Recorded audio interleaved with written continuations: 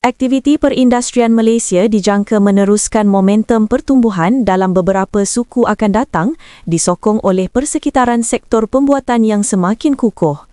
Prestasi sektor perindustrian dalam beberapa bulan kebelakangan ini lebih baik daripada jangkaan dengan unjuran menunjukkan ruang untuk terus berkembang sehingga tahun 2026.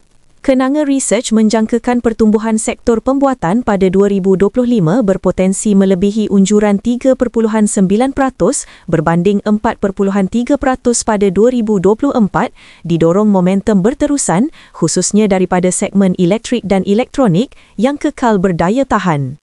Momentum dijangka berterusan dalam jangka terdekat dengan penunjuk frekuensi tinggi menunjukkan aktiviti pembuatan semakin meningkat.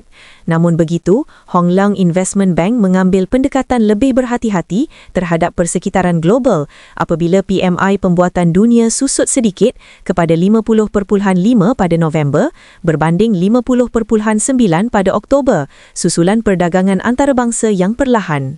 Industri Malaysia terus menunjukkan daya tahan meskipun berdepan cabaran luaran dengan prospek positif sehingga tahun 2026.